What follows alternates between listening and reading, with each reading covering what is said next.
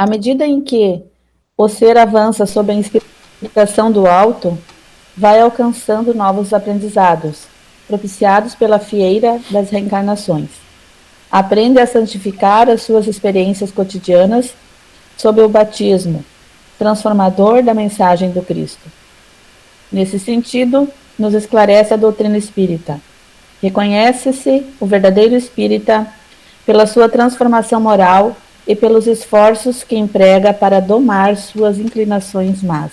Tá, vamos parar O por aí. espírito... Vamos parar por aí Tá. agora. O que dá para dizer desses? Vamos ver, são 2 parágrafos.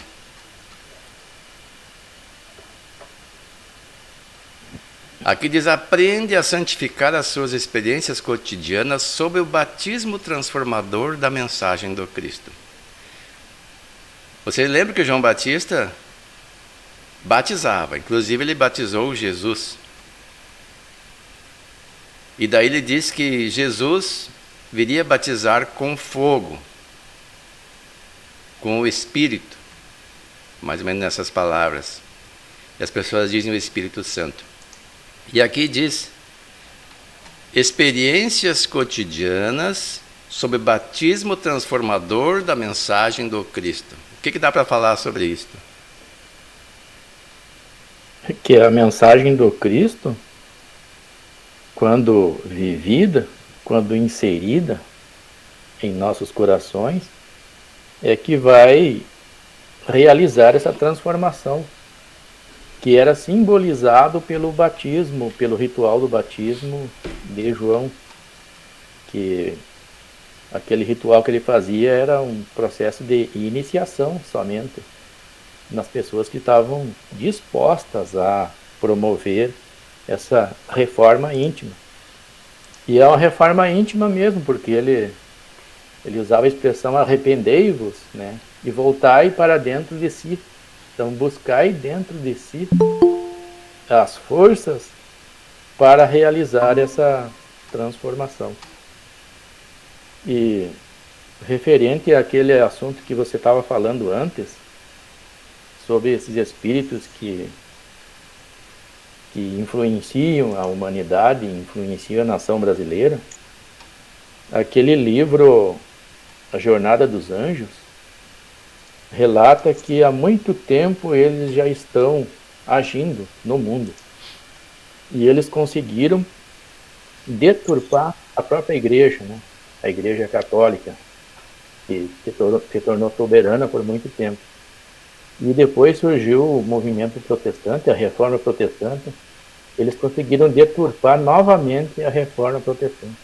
E tu lembra quem são esses espíritos? São os espíritos, os líderes, né, das sombras, né? São espíritos inteligentes, mas enraizados no mal. E eles agem nas lideranças mesmo, religiosas, políticas, administrativas, todas elas, explorando as imperfeições das pessoas. Eles atacaram inclusive o John Hus, né, que foi uma reencarnação de Allan Kardec. Antes de acontecer a reforma protestante, John Hus já trabalhava para essa reforma, e ele foi atacado por esses espíritos, só que não obtiveram êxito contra ele, né, e ele era um espírito muito iluminado e se autoprotegia, né, devido à sua elevação. Eles procuram destruir os valores vinculados ao Evangelho de Jesus. O que Jesus prega? Amar a Deus sobre todas as coisas e ao próximo com a si mesmo, que é o resumo do amor. E o amor implica uma série de comportamentos éticos, morais e de regulamentos sociais. E eles procuram destruir isso. Mas você sabe exatamente quem são esses líderes? Segundo o Divaldo Pereira Franco, por isso que eles têm uma cidade chamada Cidade da Justiça. Eles se sentem no direito de fazer justiça com as próprias mãos, porque se sentem injustiçados por ações dos cristãos no passado. Foram vítimas dos cristãos. Foram os judeus perseguidos pelos cristãos e os muçulmanos, que também morreram eu não sei o número, mas uma enorme quantidade, nas cruzadas. E aí se revoltaram, porque em nome de Cristo essas coisas foram feitas. Foram deturpados os ensinamentos do Cristo e utilizados para emprego, para deter o poder e enriquecer. Depois ainda fizeram a Santa Inquisição. Então esses espíritos são revoltadíssimos, eles combatem tudo que diz respeito a Jesus, porque eles entendem que o movimento cristão prega, que as pessoas devem abrir mão dos prazeres carnais e viver só para as coisas espirituais, e valoriza o sofrimento. Isso é uma visão distorcida. Nós somos seres formados de espírito, perispírito e matéria. E a saúde plena implica a saúde espiritual e física. Não podemos desdenhar do corpo e dos prazeres inerentes a uma saúde do corpo, não os desvios de conduta. Então eles querem que a liberação de todos os prazeres carnais em detrimento dos valores espirituais. E quando pegam esses espíritos que desencarnam, que eles entendem como aqueles que os perseguiram e que se aproveitaram da religião ou da política, eles fazem o seu ato de vingança, precedido de um julgamento simulado, mas eles também são espíritos perversos. São seres que deveriam ser condenados pela própria consciência, mas que preferem condenar os outros. Eles não fazem uma análise, porque Jesus disse que Deus não permite que um fio de cabelo caia sem a sua autorização. Quando nós passamos por situações de sofrimento, porque nós estamos, em primeiro lugar, vinculados a um grupo de pessoas que ainda não entenderam o Evangelho de Jesus. E nós somos desse grupo. Não somos estranhos ao grupo. Nós ainda não desenvolvemos verdadeiramente o amor. Estamos nos esforçando. Talvez avancemos um pouco mais do que esses que a gente entende equivocados, mas somos do mesmo grupo. Então, se nós sofremos, é porque estamos nesse grupo. Nós vamos ver ao final aqui o que Jesus fala de João Batista, e a gente não é maior que João Batista. João Batista viveu aqui e perdeu a própria vida pela causa, só que eles não conseguem entender isso. Se sentem injustiçados e agora querem fazer justiça. Então o que eles perseguem? Eles perseguem tudo o que representa o Evangelho de Jesus. O foco deles aqui no Brasil, além dos líderes religiosos de boa conduta e que orientam pessoas, é o movimento espírita. Porque o movimento espírita vem esclarecer mais a respeito do Evangelho de Jesus e dar maior entendimento e compreensão e facilidade de assimilação às pessoas. Então eles atacam as pessoas do movimento espírita. Eles atacam os líderes do movimento. Qualquer pessoa que se destacar é alvo deles. Nós temos que ficar vigilantes de nossa parte, observando a orientação de Jesus, orar e vigiar, porque eles gravam tudo. Gravam tudo. E até começo a fazer minhas reflexões, porque está ali descrito, a pessoa nega, porque nós sempre temos mecanismo de autojustificação dos atos e eles projetam. Aí a pessoa não tem como negar. Eles não são como os espíritos superiores, que não estão interessados em evidenciar os nossos erros. Eles querem evidenciar mesmo. Desgraçar a pessoa, fazer com que a pessoa introjete um sentimento de culpa, de remorso, e é por aí eles atacam. E estão conseguindo derrubar muita gente, a gente percebe. Pessoas que fraquejam, eles sondam as nossas tendências, sondam as nossas fraquezas. E a nossa cruz, qual é que é? É vencer as nossas inclinações. Talvez esta seja a derradeira oportunidade que nós temos. E felizes daqueles que escaparem, por ter uma conduta que vai permitir que os bons espíritos nos recebam de regresso. Isso não é uma coisa para assustar, não é para deixar com medo, porque a maioria das pessoas, acredito eu, que tem um comportamento razoável. Mas os líderes de movimento, esses são alvos. E esses não têm desculpa. Jesus disse: a quem mais foi dado, mais será cobrado. Cobrado pela própria consciência. Então a nossa consciência pode desenvolver um sentimento de culpa. Não adianta criar mecanismo de desculpismo, eles sabem. Eles monitoram tudo. estão próximos de nós. A manutenção do evangelho no lar é um mecanismo de defesa vibracional, desde que nós o façamos e, reflexionando sobre ele, nos comportemos conforme aquilo que nós entendemos adequado. Porque também não adianta fazer uma leitura e comentário e não se reformar. A gente pode ficar vítima deles. Aí, Wilson, o próprio Divaldo, ele relata que ele sofre ataque desses espíritos aí. Antes da realização de palestras, né, importantes, eles realizam esses ataques e o Divaldo uma vez começou a conversar com eles e perguntou para eles por que eles não atacavam o chefe, né, apontou para cima, que é Jesus. Daí eles disseram, com o chefe nós não podemos, mas com você nós podemos, né. E daí o Divaldo às vezes precisava, para não entrar na palestra desequilibrado, né, pedir auxílio, proteção dos espíritos benfeitores. Os espíritos benfeitores desciam para auxiliar ele. A propósito, eu me lembrei de uma história que o Paulo Afonso Berardi me contou. Ele estava lá no Dias da Cruz, acho que ele é presidente lá ainda, em Passo Fundo, e um bêbado, influenciado por espíritos trevosos, entrou durante a atividade da casa, dizendo impropérios e ameaçando. Daí ele foi lá e convidou o cara para sair com educação, né? E o cara desafiou ele, queria saber quem ele era. Ele não disse quem ele era, porque isso, se você disser quem você é ou onde você mora, esses espíritos não têm uma ascendência tão grande assim que possam, desde que você tenha um comportamento adequado, né, saber automaticamente quem você é e onde é que mora. Ele disse assim, quem eu sou não importa, mais ou menos isso, eu não me recordo as palavras, mas eu sou um trabalhador de Jesus.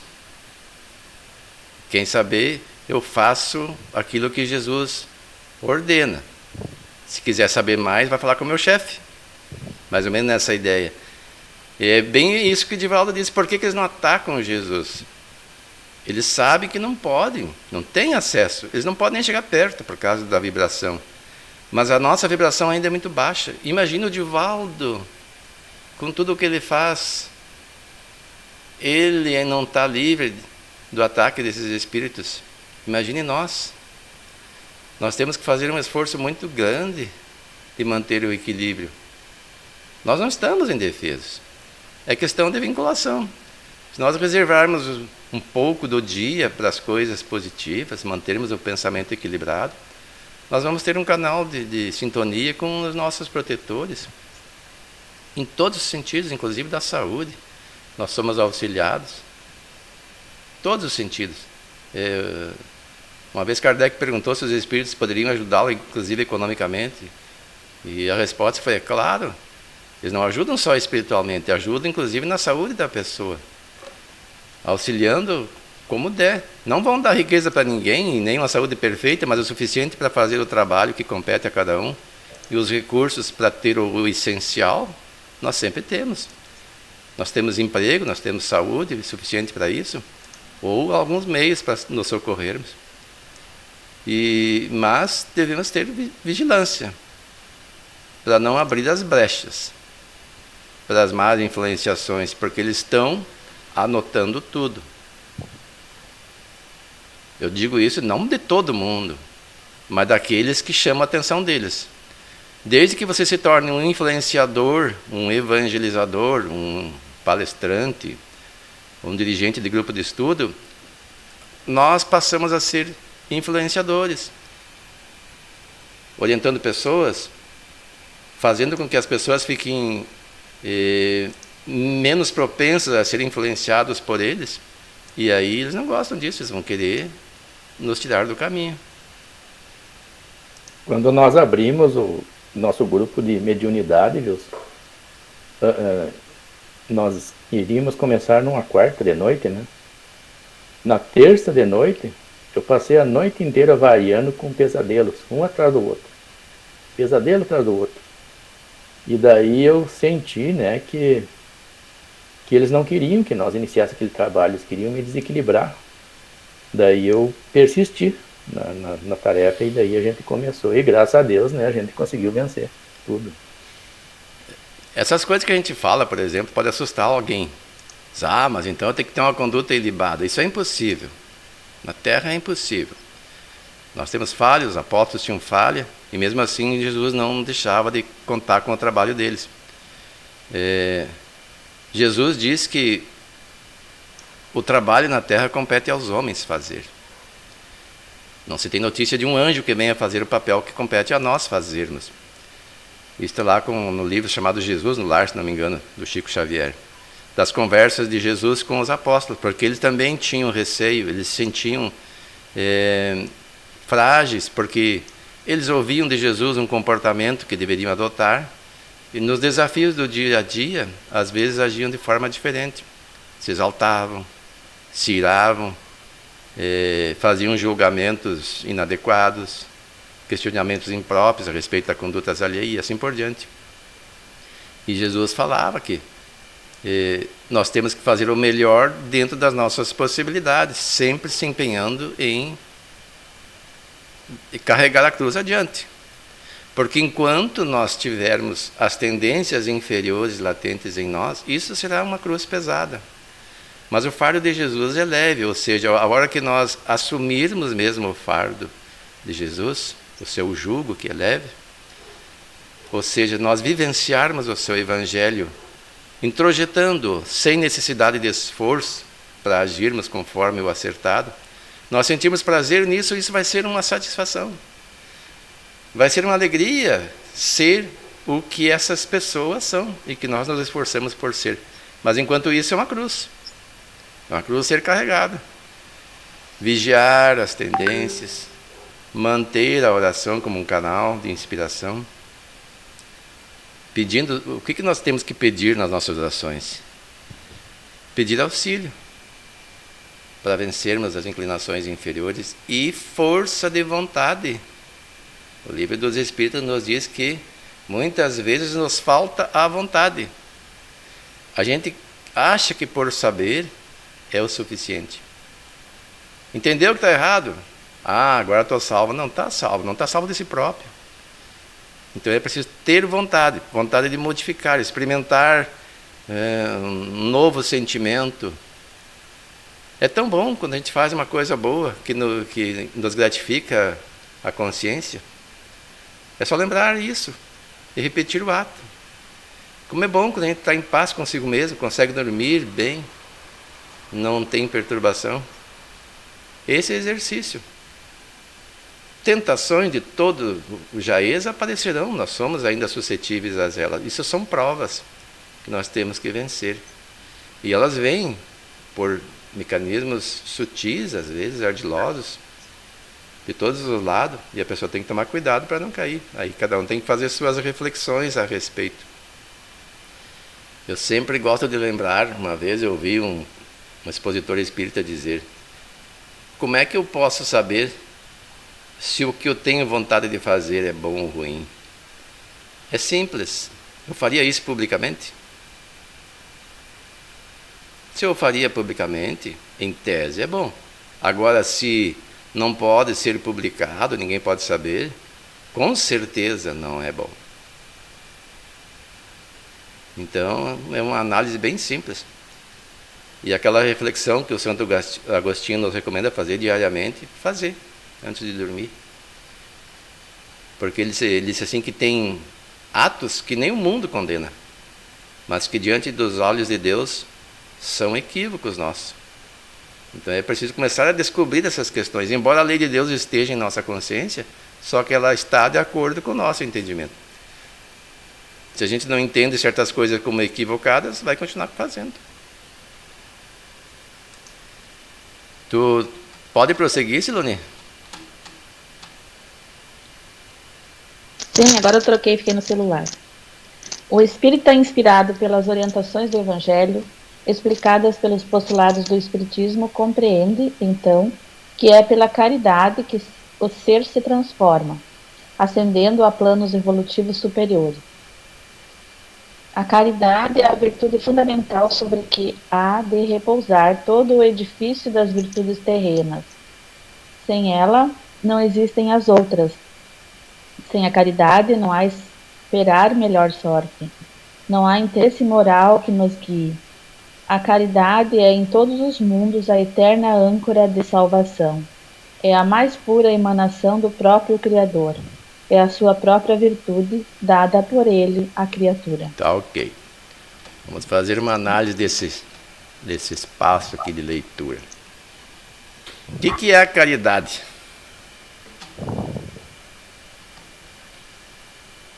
Caridade é colocar o amor em ação, em benefício do próximo e de nós mesmos. Temos que ser caridoso para com nós mesmos também. Então, toda ação amorosa, benevolente, se traduz em caridade, tanto moral como física também, né? Material. Eu peguei um trecho aqui, lá de que Paulo descreve, mais ou menos, a necessidade da caridade, que está no Evangelho segundo o Espiritismo também. Vamos compartilhar aqui, para que nós possamos analisá-la. Necessidade da caridade, segundo Paulo. Ainda que eu falasse todas as línguas dos homens e a língua dos próprios anjos, se eu não tiver caridade, serei como bronze que soa e um símbolo que retine. O que é esse bronze? O que é esse símbolo? A gente lê e não se dá conta. Um dia eu vi uma pessoa falando sobre o que é o símbolo. O símbolo era um instrumento, segundo essa pessoa que falava, que se usava nas cerimônias lá do judaísmo. E aí o símbolo sol ou o bronze não produz nada além de um ruído. Algumas pessoas até se emocionam com aquilo, mas é só um mecanismo, como que uma bengala para fazer com que as pessoas reflexionem um pouco ou mudem o seu padrão vibratório. E depois ele prossegue: ainda quando tivesse o dom da profecia, que penetrasse todos os mistérios e tivesse perfeita ciência de todas as coisas, ainda quando tivesse toda a fé possível, até o ponto de transportar montanhas, se não tiver caridade, nada sou. E quando houvesse distribuído os meus bens para alimentar os pobres, e houvesse entregado o meu corpo para ser queimado, se não tivesse caridade, tudo isso de nada me serviria. Vamos pausar de novo aqui o compartilhamento e vamos por parte. Por que ele está dizendo que se não tivesse caridade, tudo isso de nada me serviria? Ou seja, doar todos os bens para os pobres e dar até o próprio corpo para ser queimado. Quer dizer, dá tudo que tem, as posses e a vida.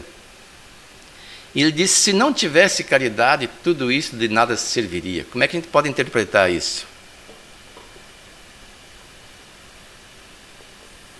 Não adianta tu ter tudo na vida, Wilson, tu ter bens materiais, se tu não tem um coração puro, amoroso, tu não é de bem com as pessoas, tu não é de bem com você mesmo, tu não faz um ato de caridade para ajudar ninguém, tu não se disponha em fazer algo por alguém, não adianta tu ter bens materiais, porque aquilo ali não vai te ajudar em nada. Porque tu só vai ser uma pessoa de bem com a vida se tu conseguir fazer algo de bom para alguém. Começando por nós mesmos, para a gente mesmo. E depois para as outras pessoas. Eu penso assim. Vejo dessa maneira, né? O Paulo queria falar também, eu acho, né, Paulo? Me chamou a atenção aqui que ele fala assim, mesmo que você doe todos os bens, né? E muitas vezes a gente pensa assim que dar seria caridade. mesmo que eu doe todos os meus bens, se eu não tiver caridade, então quer dizer que doando bens materiais ainda não é a verdadeira caridade. E daí, reflexionando aqui, eu acho que a caridade ela está mais envolvida na maneira que eu aceito a expressão do meu próximo, por mais que ela seja de uma forma, digamos assim, mais que não esteja de acordo com aquilo que eu esperava ou que eu penso, mas que eu não me incomode com a atitude do meu próximo, que eu aceite pacificamente e tente fazer o melhor. Que o meu sentimento não se altere mediante de algo que não me agrade. Eu acho que a caridade ela vai por um caminho maior por esse lado. E não tanto assim nos bens materiais ou coisas materiais. Né? Tem algo a dizer, Silone, sobre o assunto? Eu acho que foi bem explicado que caridade é todo sentimento com amor, todo ato com amor, né?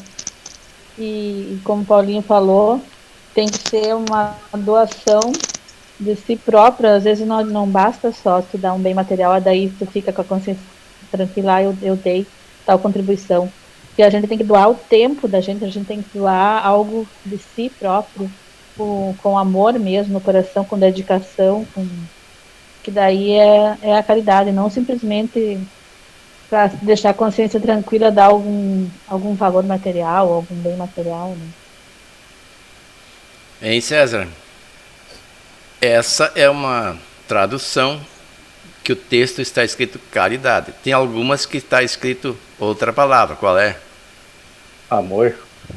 Pois é. E o que isso tem que ver? Tem que ver que essa tradução do Evangelho é a tradução correta.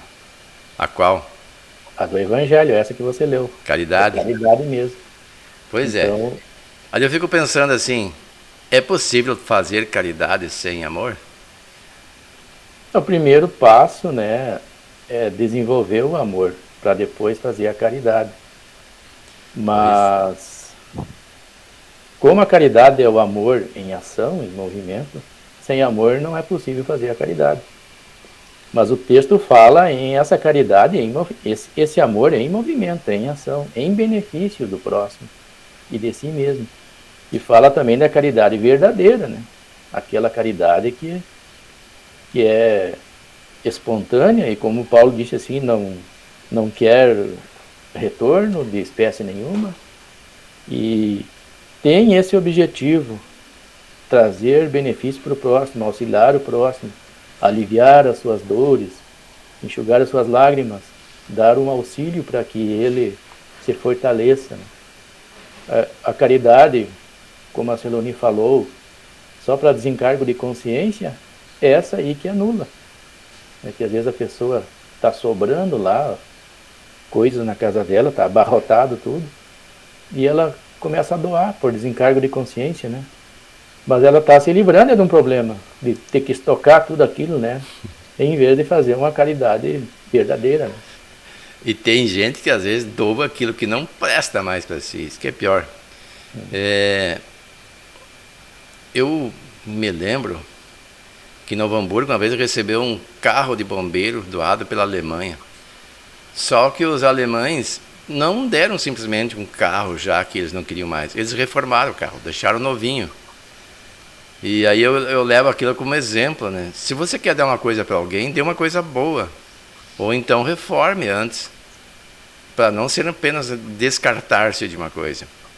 E o que Paulo está dizendo aqui, ó, se não tivesse caridade, tudo isso de nada me serviria. Se não tivesse caridade, se não tiver amor no agir, não quer dizer que isso não seja bom. A pessoa que faz isso com boa intenção, porque ela quer ver o seu próximo beneficiado, quer amenizar o sofrimento do próximo, isso tem importância, isso vale. Mas quando a pessoa apenas tira o que sobra, e às vezes até ostenta, quer tornar público a sua ação, aquilo que não lhe faz falta, não tem amor verdadeiro ali. Às vezes ela até olha o outro como um ser inferior, não se dá conta que é um irmão nosso. Não se dá conta que é um ser igual a nós. Está numa situação difícil, mas quem diz que nós já não estivemos ou estaremos? Então precisamos um auxiliar os outros de coração, como irmãos que somos. E aí sim nós estaremos falando a verdadeira caridade. E o Paulo... Sim? Você falou ali que é possível fazer a caridade sem amor? Não. Mas é possível você amar sem fazer a caridade. Tem pessoas que amam, mas não fazem nada em benefício daquela pessoa. Então ela não coloca esse amor em ação. Esse amor fica guardado. Aí está a diferença, né? Esse amor que você está dizendo é um amor platônico, quase vamos dizer assim, né? Um amor que o cara fica de fora, não age. Amor tem que ter ação, senão não é amor verdadeiro. Tem amor possessivo também. Aí vamos entrar numa questão que vai um debate, um estudo mais aprofundado, que nós podemos fazer um dia também nesse grupo aqui. Acho que já fizemos até. Mas esse amor que nós estamos falando aqui é o amor que resulta da satisfação do bem agir.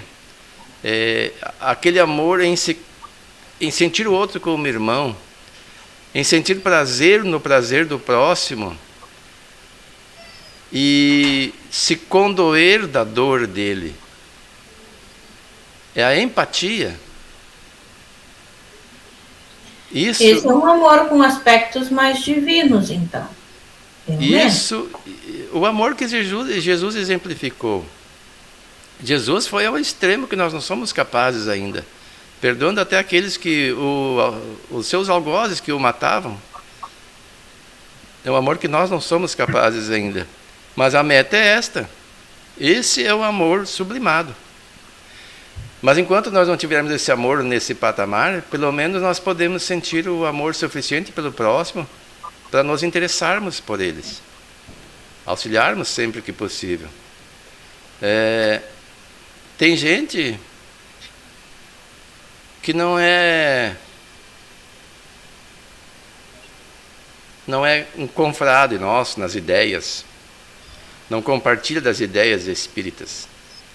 São aquelas pessoas que acreditam numa vida única e depois só vai para o céu ou para o inferno. Mas eles nos observam.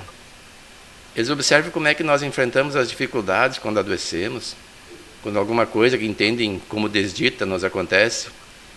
A gente consegue superar isso com maior desenvoltura. E quando algo que eles não conseguem solucionar na fé que detêm, aquela fé meio que cega, alguns pedem para que nós intercedamos em benefício deles. Já é um despertar. Eles percebem que a gente age de uma forma diferente. Então, nesse momento, nós temos uma oportunidade de exercitar um amor que não nos custa nada, a não ser uma dedicação de algum tempo, alguns minutos, algumas horas, conversando com a pessoa, dando-lhe ânimo e até intercedendo, se for o caso, com passes, com algumas orientações, sem querer converter a pessoa. O objetivo não é converter ninguém. O Espiritismo objetiva consolar, esclarecendo, consolando as pessoas.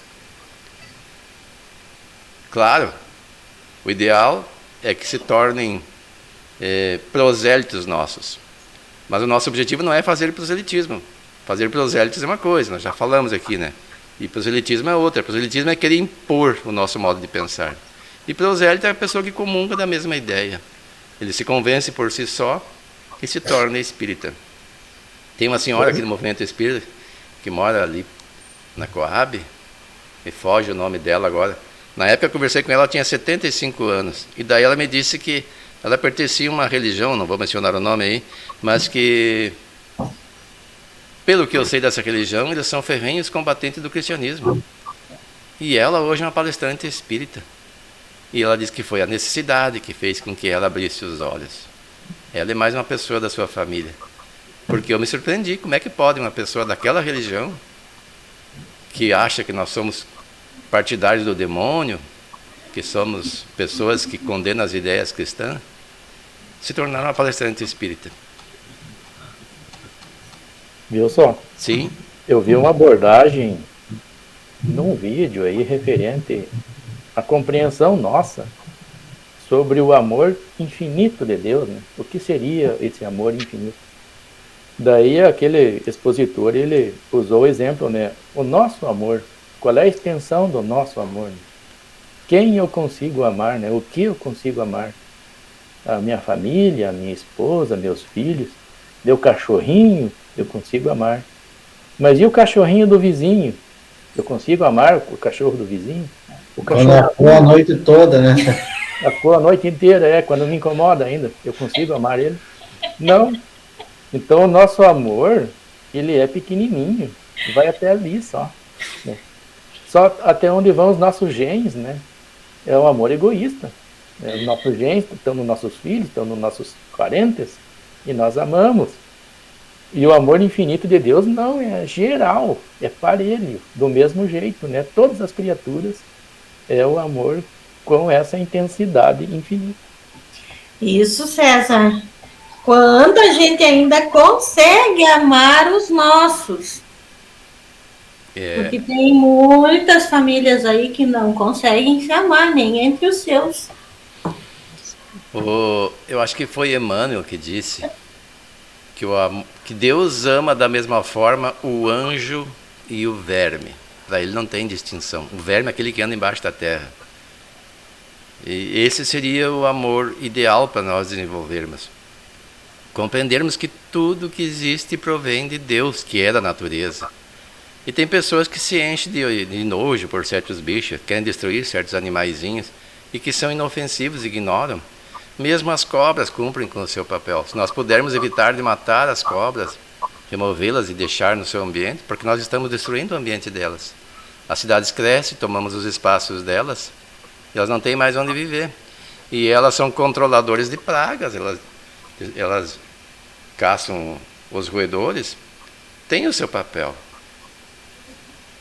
O problema é que a maioria das pessoas entende a cobra como um bicho peçonhento, que de fato é peçonhento, as venenosas, nem todas, e que deve ser combatido. Eu vi um vídeo aqui na nossa região.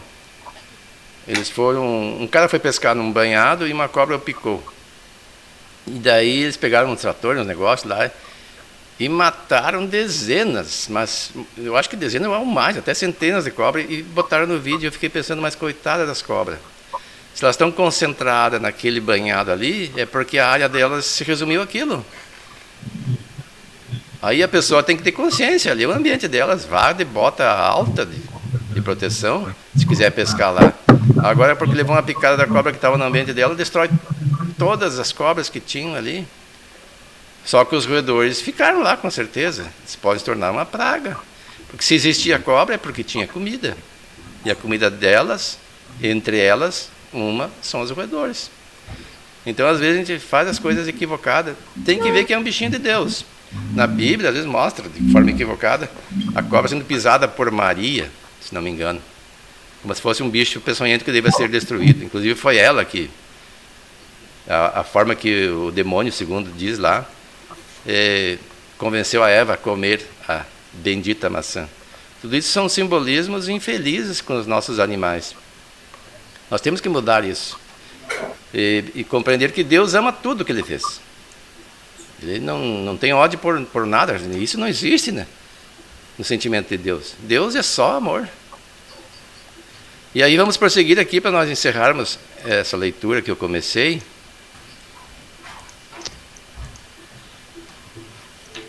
Essa parte aí, Wilson, que você falou sobre a cobra, a serpente, né, sendo pisada pela mulher, ela está escrita lá no livro Gênesis.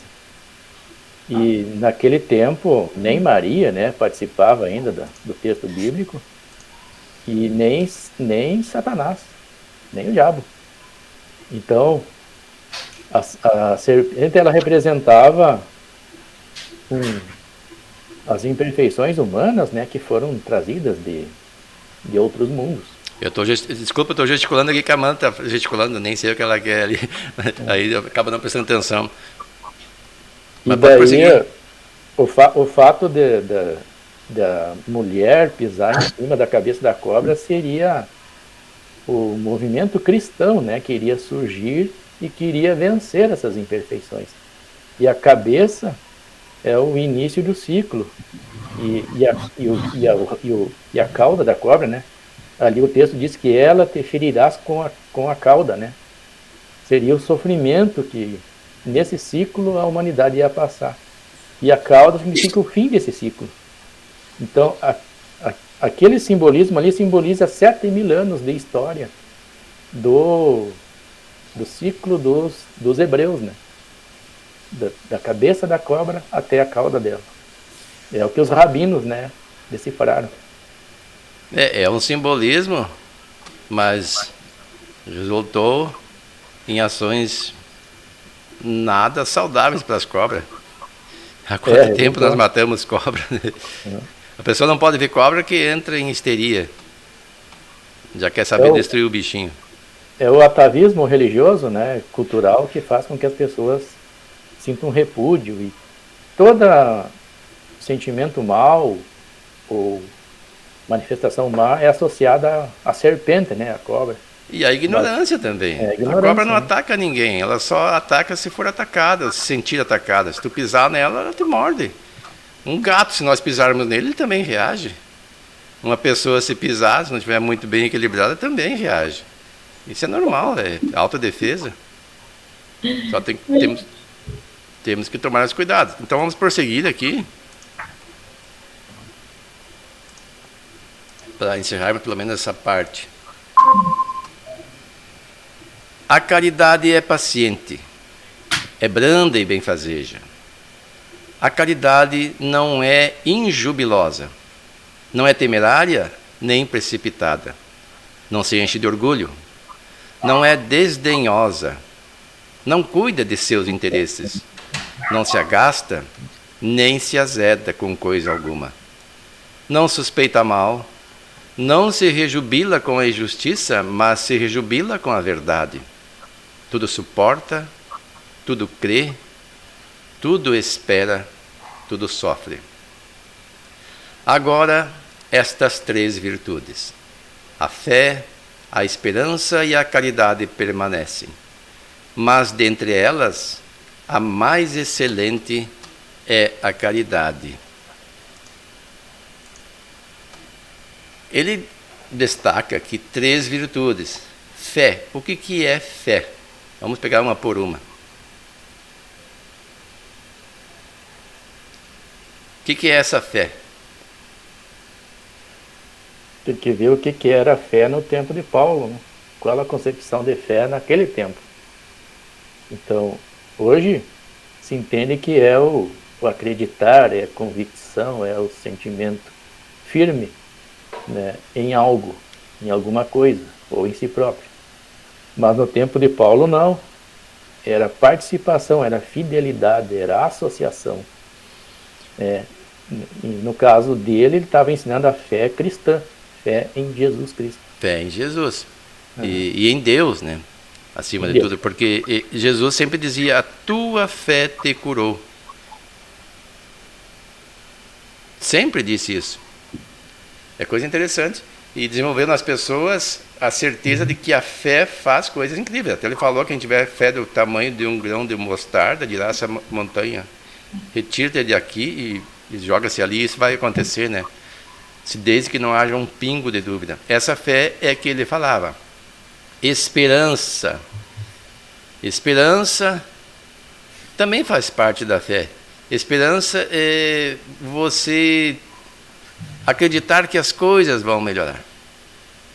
Você espera algo melhor.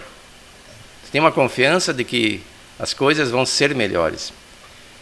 E a caridade, mas ele fala que a caridade é a mais excelente, porque essa envolve amor. Não há como fazer caridade sem ter amor. Por isso que ele fez essa descrição toda dessas atitudes que não valeriam nada se não tivesse caridade. E ele descreve o que é caridade. Paciente, O Paulo falou antes, nós termos paciência com o semelhante, não nos revoltarmos com as imperfeições dele. Branda e benfazeja, ou seja, a pessoa não deve ser reagente. Pessoa que não é branda, reage. Se recebe uma agressão, responde com outra, verbal ou física. E benfazeja, que procura fazer o bem. Ela não é injubilosa. Injubilosa, o que é? Júbilo é alegria. Injubilosa seria tristeza, seria isso? Injubilosa é o contrário, né, de júbilo, de alegria. Eu fico em dúvida sobre esse significado de injubilosa. Qual é o sentido que ele quis colocar aqui? Porque ela a pessoa pode se jubilar pela felicidade alheia e ficar triste, como no caso da inveja. A inveja é injubilosa. Todo invejoso não pode ter júbilo. Ele sofre com isso. E o que quer dizer não é temerária? Não é por um tempo, é permanente. Não. Temerária vem de temor, né? De temer? Temerária vem de temor, de ter medo. Segundo o dicionário aqui, que contém certo risco, arriscado, perigoso. Isso, relacionado. Ou imprudência também. Indivíduo arrojado. Mas o mais certo que eu acho que seria que contém certo risco, porque daí a pessoa vai achar que aquilo é perigoso, então ela teria um certo medo. Não deixa de ser nesse sentido, creio eu, né? Salvo o melhor juízo. Nem precipitada, porque muitas vezes a gente quer ajudar as pessoas e nos precipitamos. Em vez de ajudar, atrapalhamos. Isso acontece muito dentro da família, com os filhos. A gente quer ajudar o filho, às vezes, e evita que o filho aprenda com as dificuldades, fazendo com que ele não responda pelos seus equívocos, pelos seus atos. Isso não é amor, segundo o Alírio Cerqueira, isso é um pseudo-amor. Porque nós temos que aprender com as nossas ações, claro, com orientação de quem puder orientar. E ajuda possível, mas não de forma precipitada. A gente comete tantas precipitações na vida. Não se enche de orgulho, a pessoa faz alguma coisa e daí se enche, estufa o peito. Eu sou bom, eu posso. Não é desdenhosa, que às vezes nós desdenhamos o semelhante. Nós achamos eles inferiores.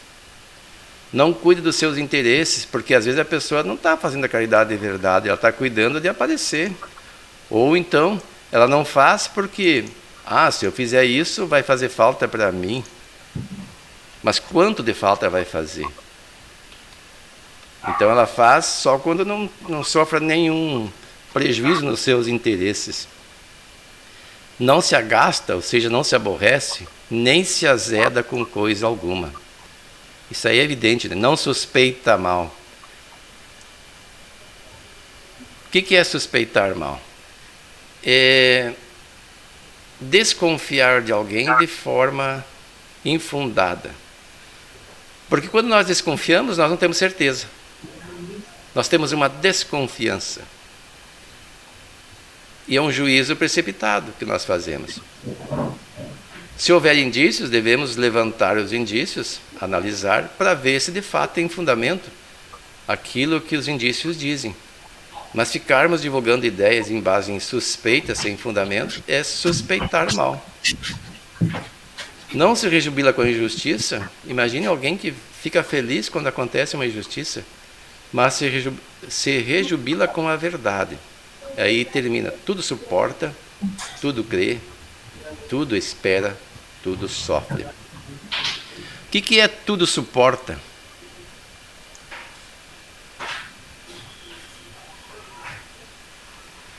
Jesus diz, tome tua cruz e siga-me. Nós vimos que o símbolo da cruz são as dificuldades da vida. Estamos num mundo de provas e expiações.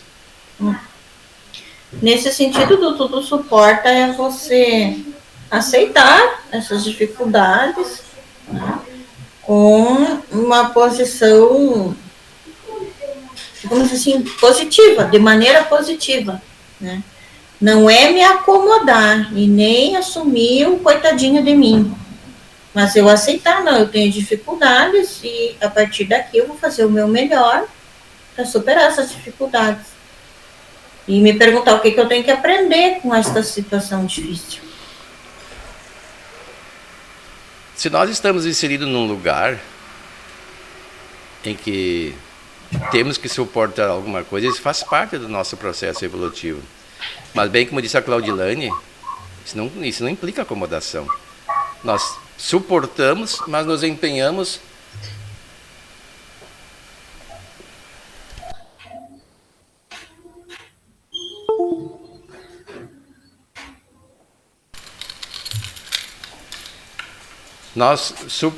mas temos que nos empenhar para que a situação difícil mude, fazendo as coisas da maneira certa, nos guiando por nossa consciência.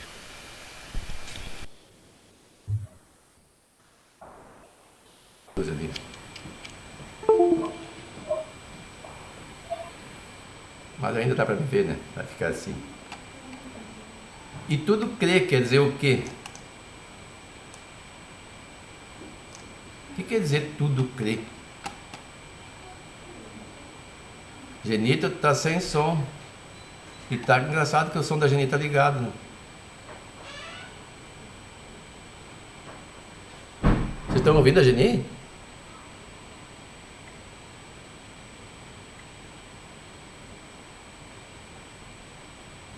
Será que foi eu? Alguém mais fala aí, vamos ver se no meu computador deu pane aqui. Ah, foi o meu computador, eu vou ter que reiniciar aqui.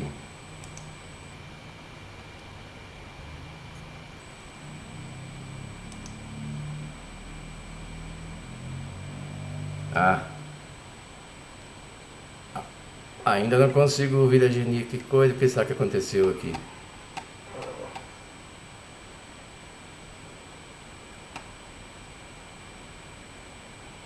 Deixa eu ver minhas configurações aqui.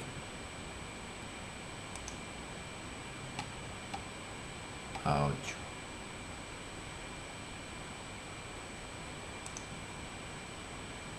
Sim.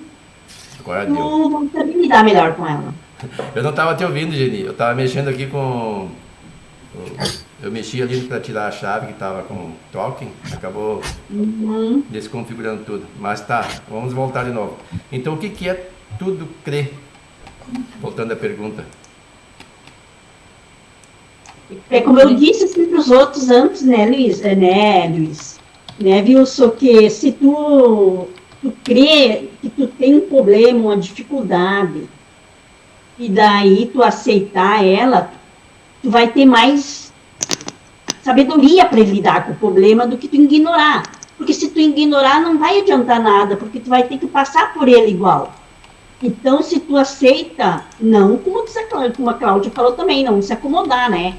Ou se fazer de coitadinho, mas lutar, buscar mais força dentro de você para lutar, tu vence. E a melhor maneira de tu conseguir as coisas na vida é tu erguer a cabeça e seguir em frente, porque o que tiver no teu caminho, não adianta tu querer fugir, porque vai vir igual, né?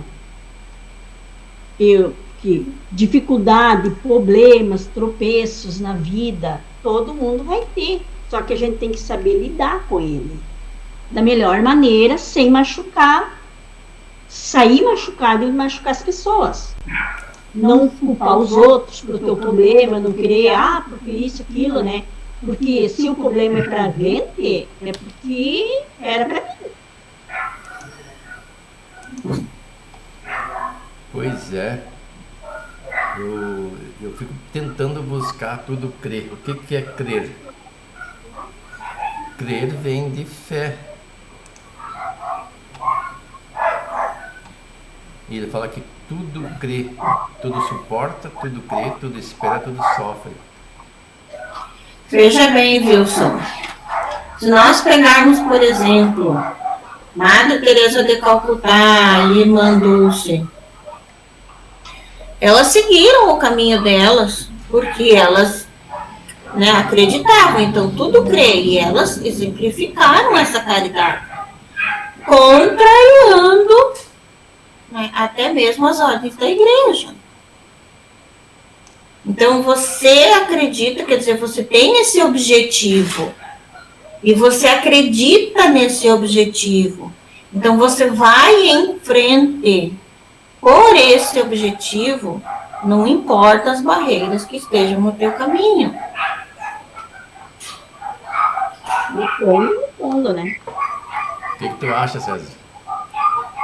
Eu acho que é exatamente isso. A força do amor faz com que a pessoa acredite que ela vai vencer aquela barreira, né? Tudo crê. Então, tudo que acontecer, através dessa força do amor, porque caridade é amor, ela vai vencer, ela vai superar.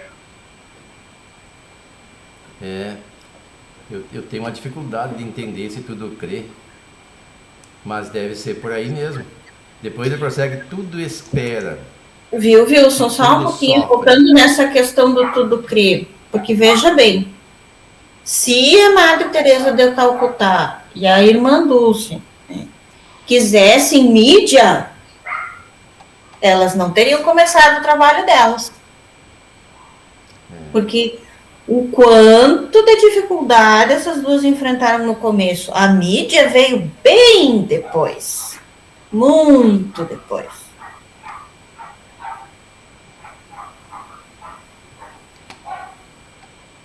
Bom, eu aqui para encerrar, né, eu tinha dito que nós tínhamos pouco assunto do João Batista, ia passar para outro. Estamos só nesse pedacinho do João Batista ainda falando aqui. E ele fala que dentre elas, essas virtudes, a mais excelente é a caridade. Isso é óbvio, porque todas as demais estão inseridas na caridade. É impossível fazer caridade sem ter as outras virtudes. Então vamos prosseguir aqui na leitura, não falta muito para nós encerrarmos este assunto. Vamos pedir... Tu quer ler, César, ou passamos para Claudilane? Posso ler? O precursor nos oferece exemplo de transformação moral, obtido sobre os ditames da vontade disciplinada, corretamente administrada. O amor próprio, o brio, o caráter e a honra deveriam ser traços do aperfeiçoamento espiritual e nunca demonstração de egoísmo, de vaidade e orgulho, quais se manifestam comumente na terra. Quando o homem se cristianizar, compreendendo essas posições morais no seu verdadeiro prisma, não mais se verificará qualquer colisão entre os acontecimentos da existência comum e os seus conhecimentos do Evangelho, porquanto o seu esforço será sempre o da cooperação sincera a favor do reerguimento e da elevação espiritual dos semelhantes. E aí nós esgotamos o assunto da leitura de hoje. Nós estamos agora com 17h10. Temos um tempo aqui que pede para enriquecer o estudo desse roteiro utilizando a página Jesus e o Precursor. Alguém tem essa página aí? De Humberto de Campos, do livro Boa Nova? Eu tenho um livro aqui que o César me emprestou. Mas ela é um pouquinho extensa, tu quer que eu leia? É um pouco extensa. Daí eu posso até compartilhar essa página aqui enquanto você lê. Deixa eu localizar aqui só um pouquinho. Sim, está localizada. Jesus o Precursor é o capítulo 2 da Boa Nova do Chico Xavier pelo Espírito Humberto de Campos.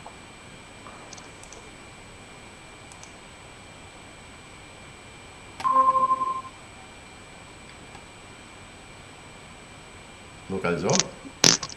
Sim, posso ler? Pode. Jesus e o precursor. Após a famosa apresentação de Jesus aos doutores do Templo de Jerusalém, Maria recebeu a visita de Isabel e de seu filho, em sua casinha pobre de Nazaré.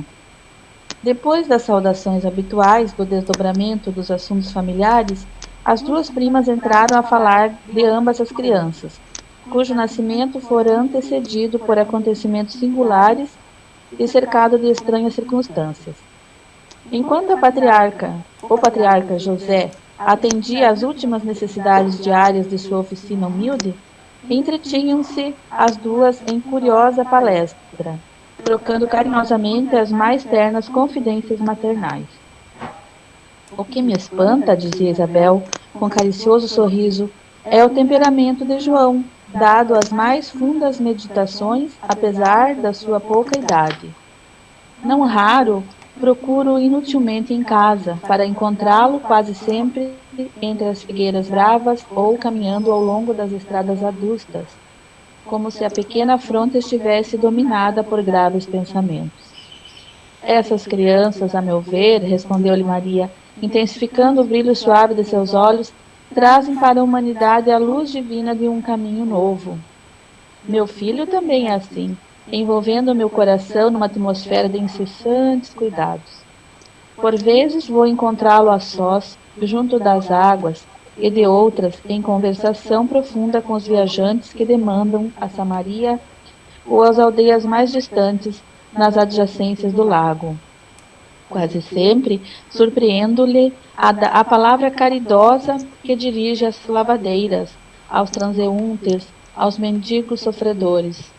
Fala de sua comunhão com Deus com uma eloquência que nunca encontrei nas observações dos nossos doutores, e constantemente ando a cismar em relação ao seu destino. Apesar de todos os valores da crença, murmurou Isabel, convicta, nós, as mães, temos sempre o espírito abalado por injustificáveis receios. Como se deixasse empolgar por amorosos temores, Maria continuou. Ainda há alguns dias estivemos em Jerusalém, nas comemorações costumeiras, e a facilidade de argumentação com que Jesus elucidava os problemas que lhe eram apresentados pelos orientadores do templo nos deixou a todos receosos e perplexos. Sua ciência não pode ser deste mundo, vem de Deus, e certamente se manifesta por seus lábios, amigos da pureza. Notando-lhe as respostas, Eleazar chamou a José, em particular, e o advertiu de que o menino parece haver nascido para a perdição de muitos poderosos em Israel. Com a prima, ao escutar atentamente a palavra, Maria prosseguiu de olhos úmidos após ligeira pausa. Ciente desse aviso, procurei Eleazar, a fim de interceder por Jesus, junto de suas valiosas relações com as autoridades do templo. Pensei na sua infância desprotegida e receio pelo seu futuro. Eleazar prometeu interessar-se pela sua sorte. Todavia, de regresso a Nazaré, experimentei singular multiplicação dos meus temores. Conversei com José mais detidamente acerca do pequeno, preocupada com o seu preparo conveniente para a vida. Entretanto, no dia que se seguiu às nossas íntimas confabulações, Jesus se aproximou de mim pela manhã e me interpelou. Mãe, que queres tu de mim? Acaso não tenho testemunhado a minha comunhão com o Pai que está no céu? Altamente surpreendida com a sua pergunta, respondi-lhe hesitante. Tenho cuidado por ti, meu filho. Reconheço que necessitas de um preparo melhor para a vida, mas como se estivesse em pleno conhecimento do que se passava em meu íntimo, ponderou ele. Mãe, toda a preparação útil e generosa do mundo é preciosa. Entretanto, eu já estou com Deus. Meu Pai, porém, deseja de nós toda a exemplificação que seja boa, e eu escolherei, desse modo, a escola melhor. No mesmo dia, embora soubesse das belas promessas que os doutores do templo fizeram na sua presença a seu respeito, Jesus aproximou-se de José e lhe pediu com humildade o admitisse em seus trabalhos. Desde então, como se nos quisesse ensinar que, a melhor escola para Deus é a do lar e a do esforço próprio, concluiu a palavra materna com singeleza. Ele aperfeiçoa as madeiras da oficina, empunha o martelo e a enxó, enchendo a casa de ânimo com a sua doce alegria. Isabel lhe escutava atenta a narrativa e, depois de outras pequenas considerações materiais, ambas observaram que as primeiras sombras da noite desciam na paisagem, acinzentando o céu sem nuvem. A carpintaria já estava fechada e José buscava a serenidade do interior doméstico para o repouso. As duas mães se entreolharam inquietas e perguntavam a si próprias para onde teriam ido as duas crianças. Nazaré, com a sua paisagem das mais belas de toda a Galileia, é talvez o mais famoso recanto da Palestina. Suas ruas humildes e pedregosas, suas casas pequeninas, suas lojas singulares se agrupam numa ampla concavidade em cima das montanhas, ao norte do Esdrelon. Seus horizontes são estreitos e sem interesse, contudo, os que subam um pouco além, até onde se localizam as casinholas mais elevadas, encontrarão para o olhar assombrado as mais formosas perspectivas. O céu parece alongar-se, cobrindo o conjunto maravilhoso numa dilatação infinita. Maria e Isabel avistaram seus filhos, lado a lado, sobre uma eminência banhada pelos derradeiros raios vespertinos. De longe afigurou-se-lhes que os cabelos de Jesus esvoaçavam ao sopro caricioso das brisas do alto. Seu pequeno indicador mostrava a João as paisagens que se multiplicavam à distância, como um grande general que desse a conhecer as minudências dos seus planos a um soldado de confiança. Ante seus olhos surgiram as montanhas de Samaria, o cume de Magedo, as eminências de Gilboé, a figura esbelta do Tabor, onde mais tarde ficaria inesquecível o instante da transfiguração, o vale do rio sagrado do cristianismo, os cumes de Safed, o golfo de Calfa, o elevado cenário do Pereu, num soberbo conjunto de montes e vales ao lado das águas cristalinas. Quem poderia saber qual a conversação solitária que se travara entre ambos? Distanciados no tempo, devemos presumir que fosse na Terra a primeira combinação entre o amor e a verdade para a conquista do mundo. Sabemos, porém, que na manhã imediata, impartindo o precursor na carinhosa companhia de sua mãe, perguntou Isabel a Jesus, com gracioso interesse: "Não queres vir conosco?" Ao que o pequeno carpinteiro de Nazaré respondeu profeticamente com inflexão de profunda bondade: "João partirá primeiro. Escorridos alguns anos, vamos encontrar o Batista na gloriosa tarefa de preparação do caminho à verdade, precedendo o trabalho divino do amor que o mundo conheceria em Jesus Cristo. João, de fato, partiu primeiro, a fim de executar as operações iniciais para a grandiosa conquista.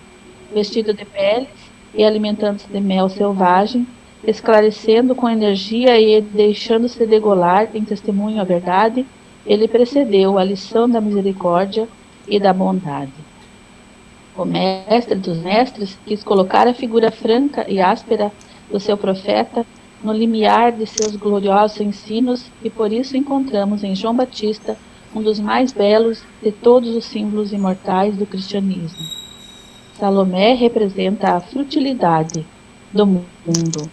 Herodes e sua mulher, o convencionalismo político e o interesse particular. João era a verdade, e a verdade, na sua tarefa de aperfeiçoamento, dilacera a mágoa, deixando-se levar aos sacrifícios extremos. Como a dor que precede as poderosas manifestações da luz no íntimo dos corações, ela recebe o bloco de mármore bruto e lhe trabalha as asperezas para que a obra do amor surja em sua pureza divina. João Batista foi a voz clamante do deserto, o operário da primeira hora. É ele o símbolo rude da verdade que arranca as mais fortes raízes do mundo, para que o reino de Deus prevaleça nos corações. Exprimindo a austera disciplina que antecede a espontaneidade do amor, a luta para que se desfaçam as sombras do caminho, João é o primeiro sinal do cristão ativo, em guerra com as próprias imperfeições do seu mundo interior, a fim de estabelecer em si mesmo o santuário de sua realização com o Cristo. Foi por essa razão que dele disse Jesus: dos nascidos de mulher, João Batista é o maior de todos. Um texto é relativamente longo para se ler assim, e que não tem material para prestar atenção, mas o que o grupo pegou do que foi lido e a própria Sila do que leu? Ele fala aqui da importância de João Batista, né, que ele teve de preparar o caminho para Jesus, e da experiência que eles tinham de conversação desde a infância, e que Jesus disse que ele ia primeiro, respondendo para a mãe dele, quando ela pediu para Isabel, perguntando se ele queria ir junto, né, que ele sabia já que primeiro ele tinha que preparar o caminho, então ele respondeu: João Batista vai primeiro, e ele ia logo em seguida. E chamou bastante atenção também a parte que Jesus ali, eles queriam colocar ele para estudar, para se formar melhor, dar um futuro, né, José e Maria. E ele explicou para Maria que ele já estava com Deus. Ele não, na verdade, ele não precisava de estudo, né, ele já veio preparado, já veio formado para isso. E que ele nos explicou que o mais importante é a vida singular em família. Ele mostrou humildade nesse momento. Mas, como fala aí a história de João Batista, né, ele falou bastante da importância de João Batista também, e da singularidade dele, da força que ele teve, e que ele se deixou decapitar para preparar o caminho para o amor de Jesus. Ele era a verdade, acima de tudo, o João Batista. Alguém mais? Não sei se alguém comentar? quer falar mais alguma coisa. Ele enfatizou ali várias vezes, né? Jesus é o amor, João Batista é a verdade. O que isso remete ao nosso pensamento? O que nós podemos entender? João Batista é o precursor, nós estamos estudando aqui. Ele veio revelar uma verdade que o povo desconhecia, e por isso foi combatido. Inclusive deu a vida por essa verdade. Herodes... A tua voz sumiu, Wilson. Ele desligou ali. Deixa eu ver. Tá. Tá desligado o microfone. Tá, ainda bem que é só o de lá, da gravação continua. Então eu estava dizendo que João Batista é o precursor. Ele veio trazer uma verdade para que Jesus, em seguida, apoiando-se inclusive, não que precisasse se apoiar, mas com as mentes das pessoas mais abertas, trouxesse a ideia do amor, exemplificada por ele. E Jesus, pela verdade, deu a própria vida. Na época em que Jesus também deu, mas foi João Batista que eu estou falando, né? João Batista, quando pregava, o adversário maior dele era o Herodes. E o Herodes era um rei judeu, mas vivia uma conduta que João Batista dizia que era incorreta e condenava veementemente, porque ele mantinha relações com a cunhada e inclusive visava a própria sobrinha, que aqui menciona na Salomé, né? Tem até uma série na Netflix que fala sobre Maria Madalena, que conta a história da Salomé na versão deles.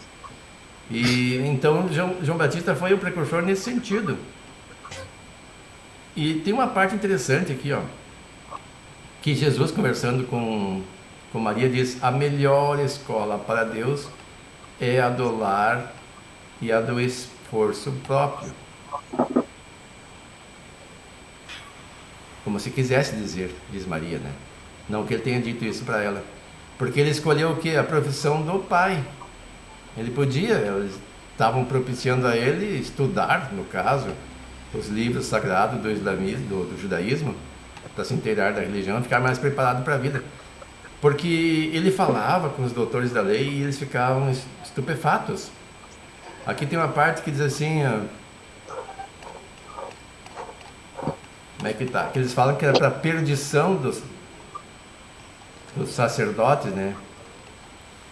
Perdição de muitos poderosos em Israel, diz assim. Eleazar chamou a José em particular e o advertiu de que o menino parece haver nascido para a perdição de muitos poderosos em Israel. Como assim perdição de muitos poderosos? Justamente porque Jesus vinha para questionar toda essa posição social, todas essas crenças, toda essa cultura, tudo que estava já organizado e estabelecido de forma equivocada. Só que esse Eleazar aqui... Uma interpretação equivocada, né, do que seria Deus e as ordens divinas e tudo mais. Então, ele estava mexendo com o poder. E quem era o Eleazar? Que ele chamou José? José é o pai de Jesus, né? Uhum. Eleazar era o marido da Isabel. No caso, o primo, né? Primo distante. Pai de João Batista. Isso. E Eleazar tinha algum poder, porque ele disse assim: ciente desse aviso, eu procurei Eleazar a fim de interceder por Jesus junto de suas valiosas relações com as autoridades do templo. Porque sim, ele tinha conhecimento das leis. Ela tinha medo do embate entre Jesus e o pessoal do templo, né? E daí Jesus diz: mãe, o que queres tu de minha casa? Não tenho testemunhado minha comunhão com o Pai que está no céu? E aí ele escolheu aprender a profissão do pai, não foi aprender com os sacerdotes. Nós sabemos que ele não tinha o que aprender. Imagine, segundo o Espiritismo, Jesus Cristo, e a gente acredita nisso, pelas evidências, é o governador do planeta, presidiu a própria formação da Terra e aprendeu o que com o sacerdote? Ele nem entendeu o que ele falava, tanto que nós vamos olhar lá, se não me engano, Ananias, né, teve uma conversa particular com Jesus e não entendia nem a questão de voltar à vida. Como pode um homem velho voltar ao ventre de sua mãe? Tinha dificuldade em entender isso. Ele disse: mas se falo das coisas da terra, tu não me entende? Ele ficou até admirado, né? Que dirá as coisas do céu. Então não tinha nada que aprender com eles. Eles é que tinham que aprender com Jesus. E a importância desses encontros aqui, porque Maria, inclusive, foi visitar a mãe de João quando ela estava grávida. E a mulher sentiu que João, o feto na época, né? O bebezinho sendo gerado, se agitou no seu ventre, percebeu a presença de Jesus. Então eles já tinham contato antes mesmo de terem reencarnado, no caso de João reencarnado, no caso de Jesus encarnado na Terra, né? Jesus só encarnou uma vez aqui para nos auxiliar. João Batista fez o seu progresso aqui em algumas encarnações. Então eles já tinham um programa juntos e quando jovens conversavam uns com os outros. E depois aqui diz assim: dos nascidos de mulher, João Batista é o maior de todos ao final, né? Foi por essa razão que dele disse Jesus. O César já falou no encontro anterior o que é esse nascidos de mulher, porque todo mundo nasceu de mulher. Poderia reforçar? Fala, César. Sim. Nascido de mulher significa dentre o povo hebreu, né? Um hebreu legítimo, um judeu legítimo, que era considerado judeu legítimo aquele que era filho de mulher judia. O pai poderia ser estrangeiro, mas a mãe teria que ser judia. E caso isso não ocorresse, daí ele não era considerado judeu legítimo. Então, dentre os profetas ali, João era o maior de todos. Então esse nascido de mulher é mulher judia. Mulher judia. Não é qualquer mulher. Não pretendia as mulheres pagãs dos outros povos, né? E me diz uma coisa, João Batista batizava. Batizou até o próprio Jesus. Jesus não batizou ninguém. Alguns dos apóstolos batizou alguém? Ou algum dos sucessores, expoentes do cristianismo? Naquele ritual d'água, não. Nenhum. Eles começaram a usar orações, né? Um simbolismo, um batismo simbolizado assim pelo fogo do Espírito Santo. Do Espírito, né? Fogo do Espírito. Que é o caso do Pedro, fazia esse tipo de ritual. E o próprio Paulo de Tarso. Mas o batismo de João terminou com ele, ninguém mais, os seguidores de Jesus não fizeram mais. As pessoas que leem a Bíblia às vezes, mas Paulo batizava. Eu fui encontrar lá em 1 Coríntios, capítulo 1, versículo 14 e 17, para nós encerrarmos hoje, o que Paulo fala a respeito disso. Porque o Espiritismo, no Espiritismo não existe essa prática do batismo. E por quê? Justamente porque a gente não vê necessidade, isso é só um simbolismo. Lá no capítulo 1, versículo 14 a 17, em 1 Coríntios, Paulo deixou escrito: Dou graças a Deus, porque a nenhum de vós batizei, senão a Crispo e a Gaio, para que ninguém diga que fostes batizado em meu nome. Eu batizei também a família de Estéfanas, além deste, não sei se batizei algum outro. E aqui ele enfatiza: porque Cristo enviou-me não para batizar, mas para evangelizar, não em sabedoria de palavras, para que a cruz de Cristo não se faça vã.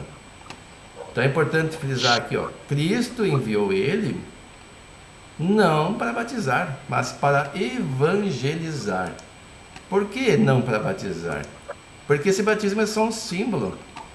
E o próprio João Batista disse que Jesus não veio para prosseguir naquele batismo, mas batizar com o Espírito Santo, está escrito na Bíblia, e batizar com fogo. O que isso quer dizer, batizar com o Espírito Santo ou batizar com fogo? O fogo simboliza a purificação, né, entre a cultura hebraica.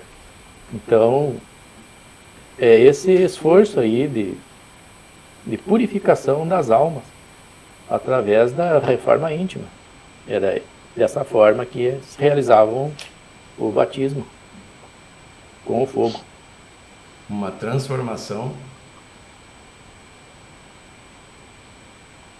pela purificação, pode-se dizer pelas provas, inclusive?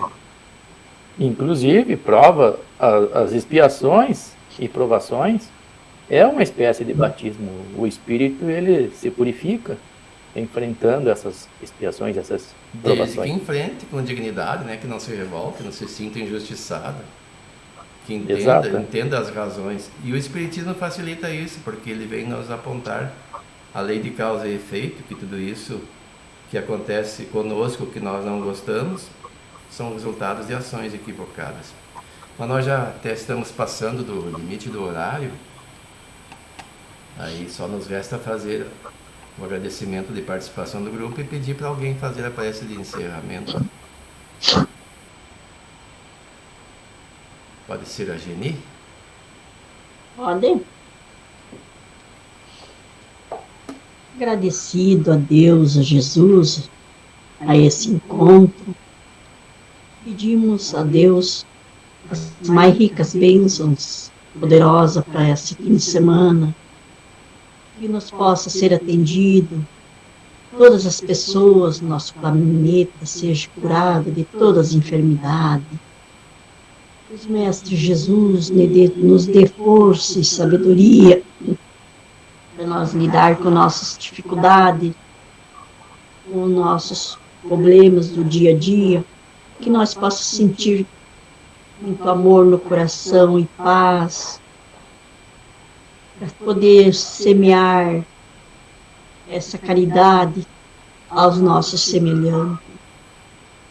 Que nós possamos entregar a Deus, a Jesus, tudo aquilo que for necessário para o nosso dia a dia, que Ele possa encaminhar sempre pelo melhor, nos auxiliando e nos guiando cada dia com a sua sabedoria divina. Agradecido a Deus, a Jesus, pela saúde do nosso amigo César, de todas as pessoas que se encontram enfermas, que elas possam receber a cura, receber o conforto espiritual, que a divindade trabalhe em função de cada um, dando a essas pessoas o alívio e dando a eles esse bálsamo curador a cada um de nós. Agradecido por mais esse encontro, e pedimos a Deus que nos permita que sábado que vem nós podemos nos encontrar novamente nesse mesmo horário, assim seja. Então, até o próximo encontro. Temos todos uma ótima semana. Bom, domingo, Corrida. Dia dos Pais. Dia dos Pais a todos os Ah, pais. É, Pai Da para minha vocês, parte, pais. obrigado. Pai. Amanhã, cara. Bom final de semana, pessoal. Igualmente.